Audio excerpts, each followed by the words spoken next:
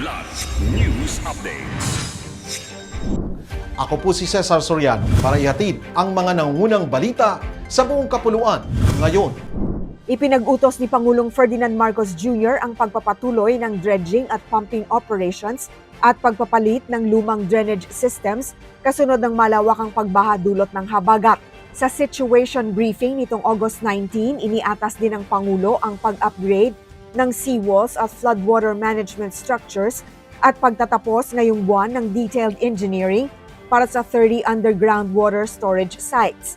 Ipinag-utos din ni Marcos na pag-aralan ng water capture and reuse system para mapakinabangan sa household, industrial at irrigation purposes ang tubig baha. Samantala, sa Quezon City, 9 na truck ng basura ang nahakot sa G. Araneta at E. Rodriguez Avenues matapos ang pagbaha.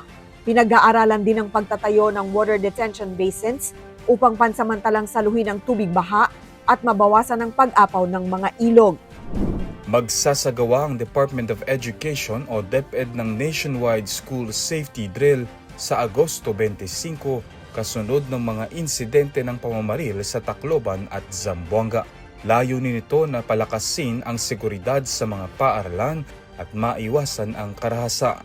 Ayon kay Palace Press Officer Claire Castro, patuloy na nire-review ng pamahalaan ang mga umiiral na hakbang sa seguridad upang matukoy kung ano pa ang kailangang dagdagan o ayusin.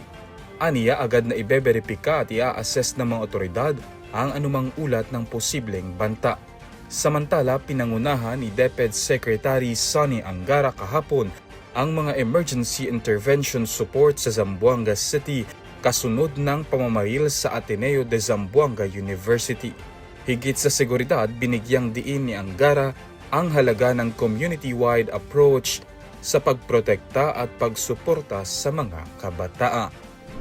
Patay ang isang guidance counselor ng Capital University matapos mabangga at magulungan ng trailer truck sa Gaabukayan Street, Barangay Agora, Cagayan de Oro City noong Agosto 19. Kinilala ang biktima na si Cristel Faustine Catudio, dating Miss Malaybalay 2026 candidate at residente ng Malaybalay City, Bukidnon.